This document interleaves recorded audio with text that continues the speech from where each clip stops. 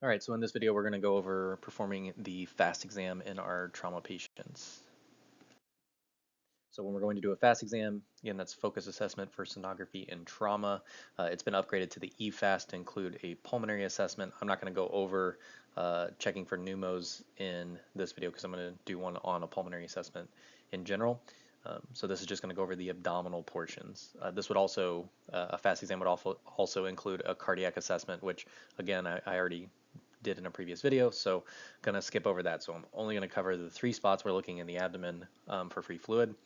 Because we're wanting to look deeper, we're gonna pick our low frequency probes. So either our curved or phased array probe will work. I think most people choose curved array if they have it, but a phased array will work just fine.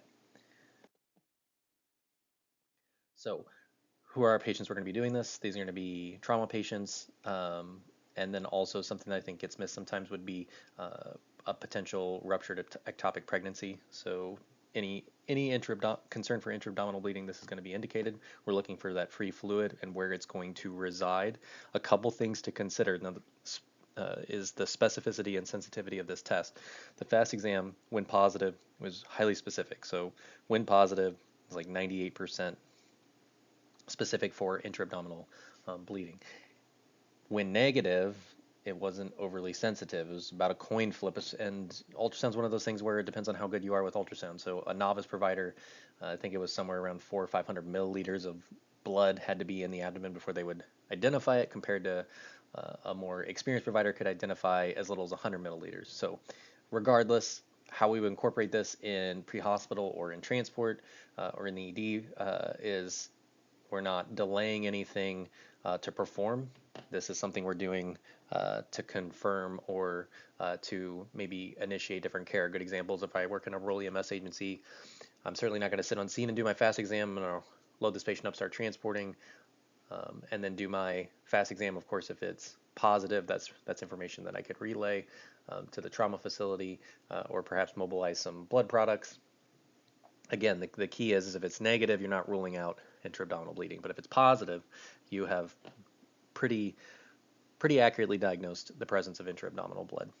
One other caveat with this is where you find the blood does not necessarily indicate where they're bleeding. So I've had plenty of patients that had a pelvic bleed of origin of their bleed, but the upper quadrants were the positive findings. So I either had a right upper quad positive or left upper quad positive. It was actually a pelvic injury. All right, so this shows you the original four-pointed FAST exam. Again, now it's a fifth point because they talk about lung slide as well. In this video, we're only going to focus on performing A, B, and C, the abdominal portions. So A is that hepatorenal view. That's where Morrison's pouch is located. B is the spleen and kidney or splenorenal, and then the bladder.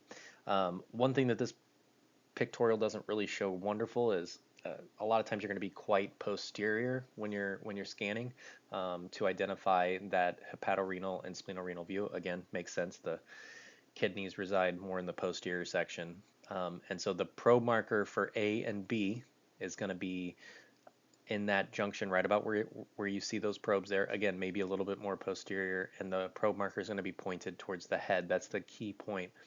If you have the probe marker pointed up, say anterior to the patient's chest, you get a really narrow view. And so we want to kind of broaden that fan out. And so probe marker to the head, just a rib space or two below where you would do that bottom part of a thoracostomy. So say sixth-ish intercostal space is where we're starting.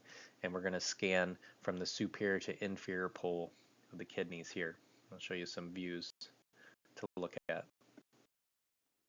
Okay, so here's some three stills from the abdominal views, the hepatorenal, bladder, and splenorenal in those orientations that I had already described. So we'll go through each one individually and show some positives, but that's the essential we're looking for. So this is the superior portion for the hepatorenal and splenorenal, and then the bladder view there. And the bladder view, our probe marker is usually pointed towards, it's a transverse assessment, and so we're looking with the probe marker to either the patient's left or right side. It doesn't particularly matter, just as long as you're using the same standard approach every time. So this is that right upper quadrant view. What you can see here is you see the liver, you see the kidney. Morison's pouch is that line in between. The blood will start right up where my arrow is first, typically. And then you have a couple other interesting things. So one part here is this idea of mirror artifact. So that bright line between the liver and this mirror artifact is your diaphragm. And so when your lungs are functioning appropriately, so I have lung that is up, I don't have any pleural effusions or significant pleural hemorrhage occurring. What will happen is that because of the air in the lungs, you'll get a mirror image of the liver. It'll almost look like the patient has a second liver on the other side of the diaphragm there. That's a normal finding, and you can see it waxing and waning with the patient's spontaneous breathing. Just below that mirror artifact along the bottom of the screen, you'll notice these vertical black lines. That is the spine. And you can see that the spine ends right at that diaphragm, and it moves. That mirror artifact moves in and out. If the spine were to extend beyond that point, beyond the diaphragm, into that pleural cavity, which is what actually happens, but if you were able to see that, that would actually tell you a fluid in the pleural space. We call that a spine sign, and that's an indication that you have pleural effusion or significant pleural hemorrhage or something going on in there that's now allowing you to see parts of the spine that you shouldn't be able to see because of the air artifact within the lungs. So kind of back to the liver and the kidney. The kidney looks kind of like a slice of lemon or tomato.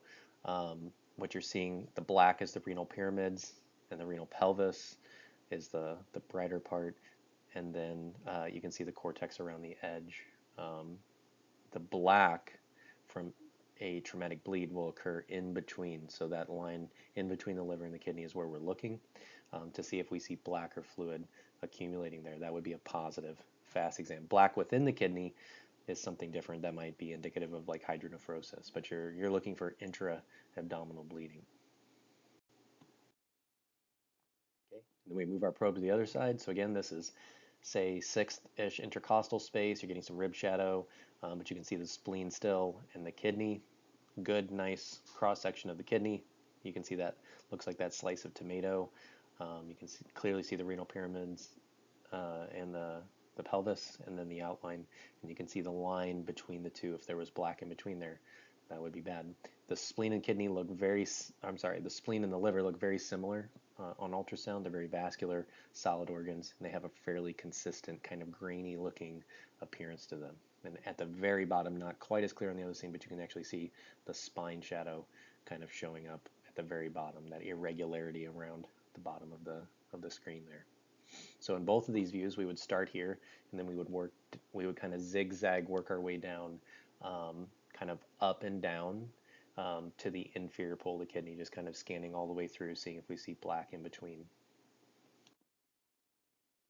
And then this is a bladder view. So again, this is the probe's right at the patient's belt buckle, and then we angle the probe down towards the feet, and the bladder will come into view from a horizontal plane. This is a fairly empty bladder. It can be much larger if it's full, but fluid is very, it allows for ultrasound waves to pass through very easily. And so when you do a bladder assessment, especially when the bladder is full, you'll see that hyperechoic region. You see the part below the bladder actually shines very bright. That's because it's kind of tricking the ultrasound probe. The ultrasound is sending these waves out, and it's assuming it's going to meet certain impedance.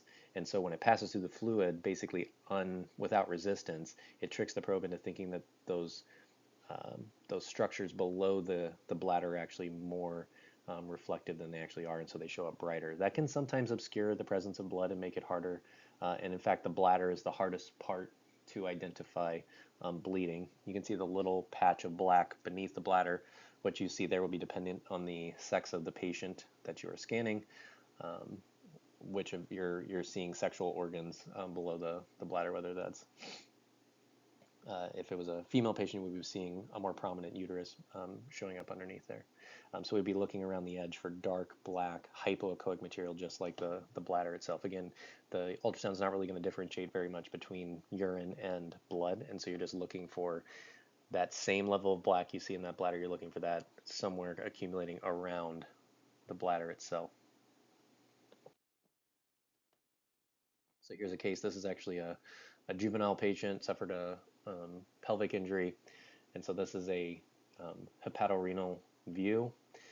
Um, the image is flipped because of the preset that they were in. The other version was in a different preset, so it flipped the probe marker on them. But so this is a um, hepatorenal view. The probe marker is pointed towards the patient's head. In the sixth-ish intercostal space, you can see the liver, you can see the kidney, and then in between there, you can see that patch of black. That's a positive FAST exam. The patient had some intra-abdominal bleeding. Again, the site of the bleeding was actually originating from the pelvis and then migrated up into that low spot right there. So that's a positive FAST on Morison's pouch. And here's a still another positive hepatorenal view. This is a little bit more blood, so a little bit more obvious. You can see that blood accumulating in that pouch right there in between the liver and the kidney. And here's some bladder views. The first one, what I want to point out is you can notice the bladder wall and then the free fluid beneath it. So both are hypoechoic. You can see how it's basically indiscernible, the free fluid from the bladder, but you can see that the bladder is intact. You can see the wall that's intact, making that not urine, but making that in the presence of a traumatic injury that makes that blood.